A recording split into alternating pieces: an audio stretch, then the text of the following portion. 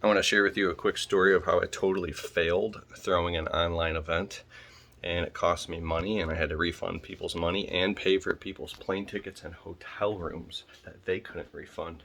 And it was a big failure, but it was an amazing learning lesson that was totally worth it. My name is Keith Kalfas. I do online marketing. I have several YouTube channels.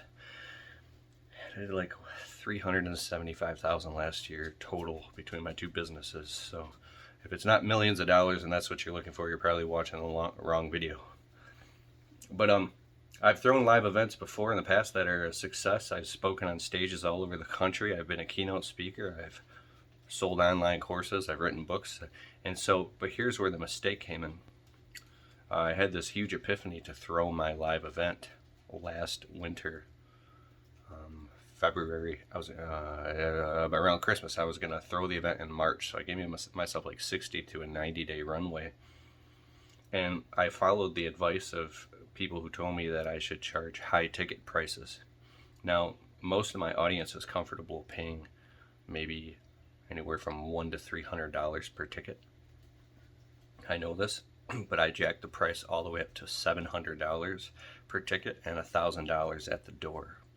We started promoting, and I hired a professional, an event planner who was a professional copywriter. And I could talk about this for 12 hours, but I'm going to, because we're running ads. We had like 60 ads running all over the place, emails going off, and people were buying tickets. But I set a goal by the first of the month of the event. If I hadn't closed 20,000 in sales, I would have to literally refund everybody's money and not do the event, because the math wasn't going to work and I would lose a lot of money. It would be the morning of the event, and the event would cost me $16,000 in the hole.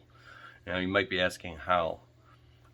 First of all, before I tell you exactly how, I've studied live events. I've been to live events all over the country. I've brought in notebooks where I've taken notes and crunched math and the numbers of live events. I've paid attention. I've followed and studied and read books and taken courses on how to do live events. It's my whole obsession for like 5 years is live events. It still is kind of. But here's how mine failed. I had some higher level speakers coming in to speak at my event. Now pay attention to what I'm going to say. When you do your first or few live events, you want to have speakers come in for free if you can, or just do the whole event yourself. Now, if these speakers don't have an audience themselves and they can't sell tickets and they're not willing to help you promote the event or share it on social media, and they just want to show up and speak and leave, fine. But it's going to be hard to sell tickets based off of those people, especially if they're not helping promote the event to their audience. One, if they don't have an audience at all. And so this is very important. Two, if they're not helping promote the event at all. Now, another thing is if they're a big name and they have an audience and a lot of people know who they are and they have a lot of clout and respect, or they don't even have to have a huge audience, they can just have a lot of respect. People know who they are and they're a really good expert in their field, that will sell tickets. But you have to be very careful up front and knowing whether or not that this person or these people that you're having speak at your event, I'm getting frustrated, are going to help you promote the event or not. Because I've thrown live events where I've had people where I thought were a great candidate that would get butts in seats and sell tickets, didn't help promote the event at all. And I was doing everything up till 3 o'clock in the morning after running 2 businesses every single night for weeks on end. And the morning of the event, I have bags under my eyes and I'm a mess, right? I watch other people throw live events and they're smiling the whole time like it was all easy. It just depends on, that's why this is a 12-hour conversation, because right place, right time, right event, right audience, right topic, right content, right speaker. So here's what I did. I was following people's attention saying, no, you should charge. I was following people's advice saying, no, you should charge high ticket. Now, high ticket's like 10 grand, but higher ticket for us isn't even above 500. So I charged 700 per ticket. And I had speakers come in who I knew these people were experts and very qualified to teach subject matter that would actually change people's lives. But these people that I had coming and speak did not have big audiences of their own. They weren't well known already throughout my audience. And I had not been interviewing my speakers the entire year before on my podcast, on Instagram, Facebook, TikTok, Snapchat, YouTube, and putting them in my content to warm my audience up to these speakers because they didn't have a big audience already. So if they don't, and you're having these people speak at your event, you should start including these people in your content a year in advance so your audience gets to know them, like them, and trust them, and see value in paying for it. So what I realized at the end of the event was I had high-level speakers, and I wanted to, like, if I speak at someone's event, I would like to get paid $5,000 to cover my travel, my plane, my ticket, my expenses, my food, my Uber, and everything. Now I've gotten paid, I think the most I ever got paid to speak for like 35 minutes was about $4,000, 4,500, 4,700. And I'll speak anywhere from $2,000 to $5,000, but $2,000's pretty much my minimum unless it's local and I'm in my hometown. I'll do it for $1,000. It just depends. I'll do it for free. It doesn't matter. It's like, because I respected the speakers so much, I offered to pay each of them $5,000 each and include paying for their travel and hotel rooms.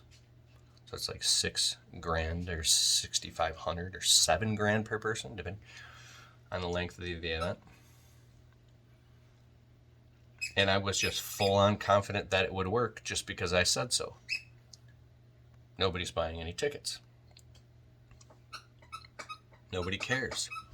It's falling on deaf ears. And the only people who were buying the tickets, they weren't buying the tickets for my speakers. They were buying the tickets because they wanted to travel across the country to see me. They didn't care about the other speakers. And that's when it dawned on me that I could have thrown an entire event of just me and people would have come. And now I'm on the hook paying $25,000 because I promised people $5,000 each. And so I'll just wrap this up. The moral of the story is if you're going to have people speak at your event, they speak for free. And if you're paying them, then they have to help promote the event. They got to get on podcasts and shows and share it on their Instagram, and they have to get butts and seats.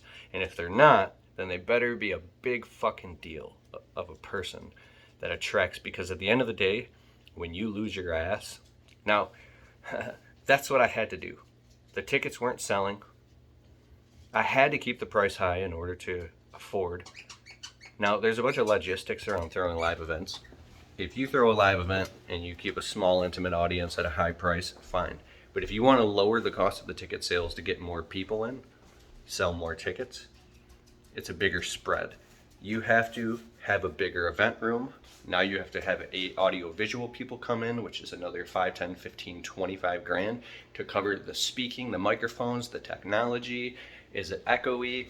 Is there enough hotels? It's a lot of logistics when you throw a bigger event.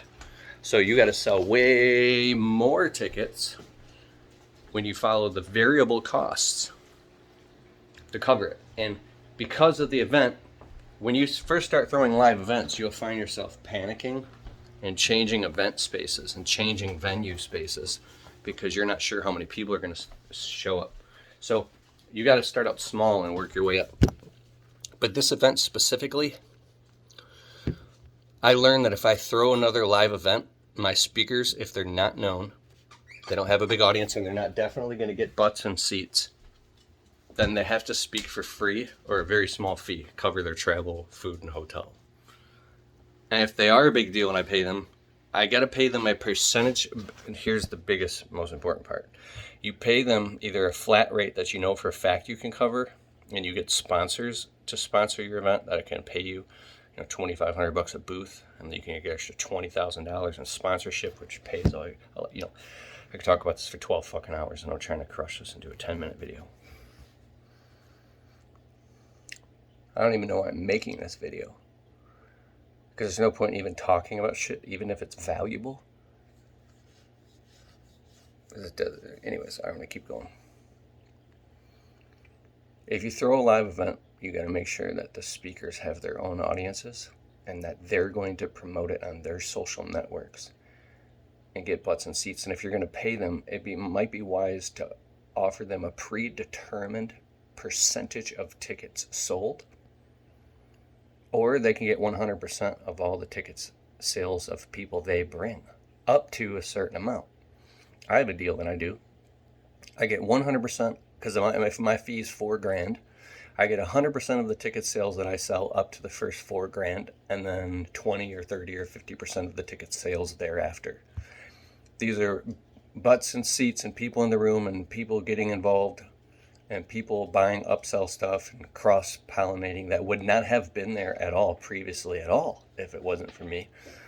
And so anyways, am I going to do more live events? Yes, but not right now. You also have to realize or think about why you're doing live events. Do you want to do the event just because you want to do it? Do you want to be somebody? Because I tell you one thing, on social media, this is another thing I could post and talk about. It's so powerful. I'll just cover it briefly and then I'll stop. I wanted to be a speaker, a keynote speaker, and I watched my dreams come true. I've traveled all over the country. I've speaked on stages. I've been a keynote speaker. I watched my dreams come true. Now, so for 5 years, I traveled all over the country, paying an average out of pocket around $10,000 per year, plus leaving my business. In order to, my dog's got a foam bowl that he wants to go rip apart in the shed. Okay. I did all these free speeches all over the country to make a name for myself, and everywhere I went, I paid my awesome videographer anywhere from $2,500 to $4,000 per speech. So not only am I speaking for free and paying time and travel and hotel expenses, and my business wasn't automated enough to shut it down while I was gone, to keep it running while I was gone, so I just kind of shut it down for the week that I was gone, and I would travel all the way across the country and speak, and then have this